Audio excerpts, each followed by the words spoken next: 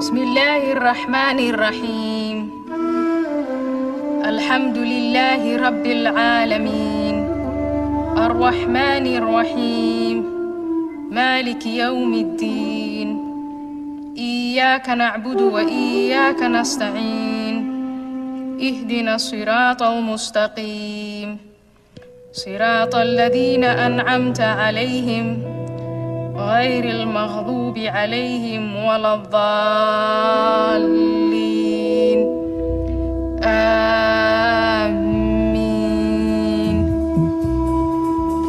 O Allah, as I lie here wounded, my spirit broken, I hear in my head the judge's voice as he pronounces me guilty. The sentence I have to serve is in your words. The woman and the man guilty of adultery or fornication, flog each of them with 100 stripes. Let no compassion move you in their case, in a matter prescribed by Allah. If ye believe in Allah and the last day, and let a party of the believers witness their punishment.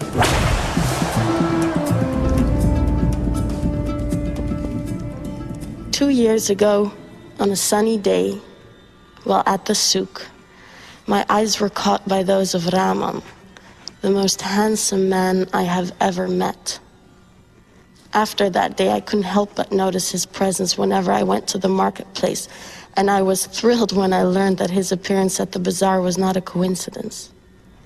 One day, he suggested we meet in secret, and I said yes. And as the months went by, our relationship deepened. What is more, out of our love, a new life started to grow. Our happiness did not go unnoticed, and before long, envious eyes gave way to malicious tongues. Let's ignore these people, Rahman and I said to each other, and trust in Allah's mercy. Naive, young, and in love perhaps. But we thought your holiness was on our side. Rahman and I shared affection and trust and a deep respect for each other. How could Allah disapprove? Why would he?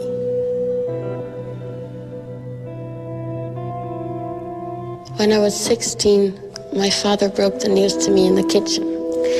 You are going to marry Aziz, he said. He's from a virtuous family and will take good care of you. My wedding day was more of a celebration of my family than of mine. Once in my marital home, my husband approached me. Ever since, I recoil from his touch. I am repulsed by his smell, even if he has just had a bath. Yet, O Allah, I obey his command sanctioned by your words. And I let him take me because each time I push him away, he quotes you. They ask thee concerning women's courses. Say, they are a hurt and a pollution. So keep away from women in their courses and do not approach them until they are clean. But when they have purified themselves, ye may approach them in any manner, time, or place ordained for you by Allah. For Allah loves those who turn to him constantly. And he loves those who keep themselves pure and clean.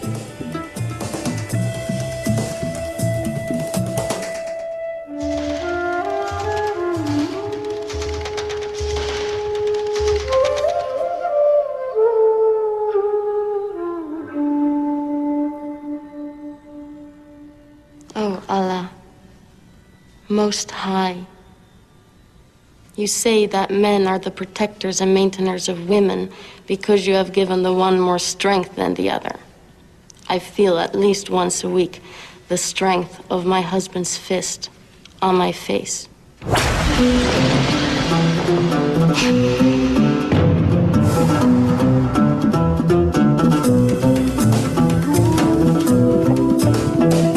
Oh Allah, Most High, life with my husband is hard to bear, but I submit my will to you. My husband supports me from his means, and therefore I am devotedly obedient and guard in my husband's absence what you would have me guard. But my husband, maintainer and protector, fears disloyalty and ill conduct on my part. He accuses me of being ungrateful to him. He always finds a reason to doubt my loyalty to him. And after a series of threats and warnings, he starts to beat me.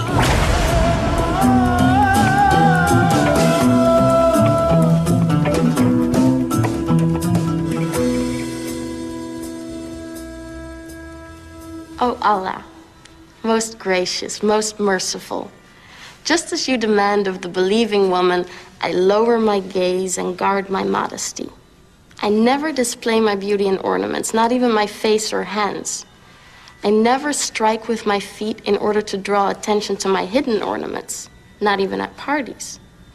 I never go out of the house unless it is absolutely necessary, and then only with my father's permission. When I do go out, I draw my veil over my bosom, as you wish. Once in a while, I sin. I fantasize about feeling the wind through my hair or the sun on my skin, perhaps on the beach. And I daydream about an extended journey through the world, imagining all the places and peoples out there. Of course, I shall never see these places or meet many people because it is so important for me to guard my modesty in order to please you, O Allah. So, I cheerfully do as you say and cover my body from head to toe, except while I'm in the house with family members only. Generally, I'm really happy with my life. However, things have changed since my father's brother Hakim is staying with us. He waits till I'm at home alone and comes to my room and he orders me to do things to him, to touch him in places most intimate. So since he's with us, I took to the habit of wearing the veil inside in order to deter him. That doesn't stop him, though. Twice now, he unveiled me, ripped my inner garments, and raped me. And when I told my mother, she said she would take it up with my father, but my father ordered her and me not to question his brother's honor. I experience pain each time my uncle comes to see me. I feel caged like an animal waiting for slaughter, and I'm filled with guilt and shame, and I feel abandoned, yet surrounded by family and friends. Oh, Allah. Hakim is gone now that he knows that I'm pregnant.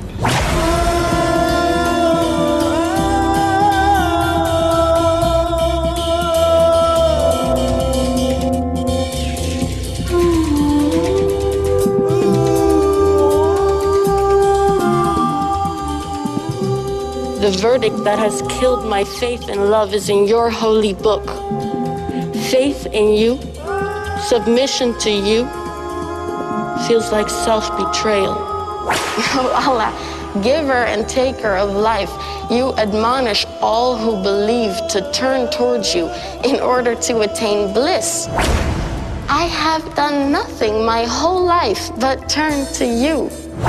And now that I pray for salvation under my veil, you remain silent, like the grave I long for.